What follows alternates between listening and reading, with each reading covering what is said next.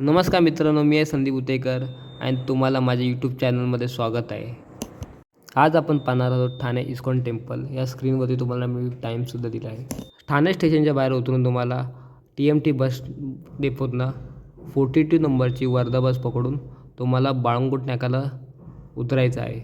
इकडे तुम्हाला दिसू शकते की TMT 42 उभी आहे. हीच बस पकडून मी पुढे बाळकुम नाक्याला उतरायचं आहे.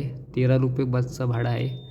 या महाराष्ट्र मित्रांनो, मी इस्कॉन मंदिरसाठी आलेलो पण मी इस्कॉन पुढे गेलो. फायनली मी मंदिरामध्ये पोचलो आहे. पण काही कारणास्तव मला इकडे 4 वाजता एंट्री भेटली नाही. कारण की सिक्युरिटीने सांगितलेलं की 4:30ला मंदिर ओपन होणार आहे. तर इथे खूप सारे लोक माझ्या अगोदरपासून येऊन बसले होते. तर तिकडे बसण्याची पण खूप अशी चांगली सुविधा आहे. तिथे बसून मी हा व्हिडिओ बनवला आहे. आणि खूप असं प्रसन्न वाटत होतं. जसं मी एंट्री केला, मी जो विचार केला होता की फायनली मी ठाणे इस्कॉन मंदिरात आणि तो फायनली मी पोचलो.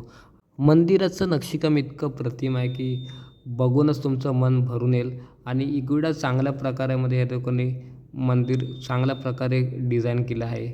इस्कॉन मंदिरामध्ये स्वामी प्रभुपदाची पण स्थापना केली आहे. खूप असं आकर्षक असं समाधी मंदिर बनवलं आहे त्यांच्यासाठी पण. आणि खूप चांगल्या प्रकारे इथे पूजा वगैरे केली जाते.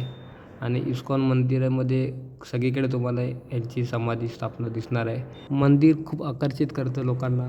कारण की मंदिरामध्ये जेवढं नक्षीकाम आहे, जेवढे पिलर वगैरे बनवलं आहे, एकदम ॲट्रॅक्टिव्ह दिशेने बनवलं आहे. प्रत्येक मंदिराची क्रेविंग त्याच्यामध्ये कृष्णाचे खूप सारे अवतार आहेत. पूर्ण त्यांची लाईफ आहे. आणि खूप बघून मस्त वाटतं. कारण की काय माहिती आहे, इतका सुंदर असं मोठं भव्य मंदिर आणि ह्या मंदिरामध्ये एवढं कोरीवकाम केलं आहे ना. आणि फायनली माझं दर्शन झालं आहे. आणि ह्या दर्शनानंतर मी खूप प्रसन्न झालो. कारण की ह्या दर्शनाची मी वाट खूप वर्षापासून बघत आणि फायनली माझा आज तो टाईम आला आणि मी दर्शन घेतलं आहे. आणि दर्शन घेऊन पण इथे आजूबाजूला फिरताना मला इकडे इलेक्ट्रिक दिवे बघायला भेटले. हे रात्री खूप ॲट्रॅक्टिव्ह करतात. आणि असं पूर्ण जो मंदिर आहे तो पूर्ण परिसर एवढा कोरीवकामाने केला आहे. आणि सगळं मार्बल वगैरे यूज करून एकदम चांगल्या प्रकारे ह्या मंदिराला डिझाईन करण्यात आलं आहे. तर मला वाटतं की हा पावसामध्ये जर तुम्ही आला तर तुम्हाला अजूनच मस्त वाटेल. कारण की पावसामुळे मस्त सगळा परिसर थंडगार झाला होता. आणि प्रत्येक भिंतीवरती महाभारताचे काही श्लोक्स वगैरे लिहिले आहेत. तर त्यामुळे तुम्ही या मंदिरामध्ये व्हिजिट करणार असाल तर पावसामध्ये जर आलं तर अजून तुम्हाला प्रसन्न वाटेल. आणि एकदा फॅमिलीसोबत नक्की या. कारण की ह्या मंदिरामध्ये तुम्हाला प्रसाद पण दिला जातो. आणि प्रत्येक बोलतात ना, थोडा टाईम काढून या मंदिरासाठी. कारण की प्रत्येक भिंतीवरती खूप चांगले चांगले मेसेज दिले आहेत. जसं इथे बघू शकता की तुम्ही हिरवागार गार्डन बनवलं आहे.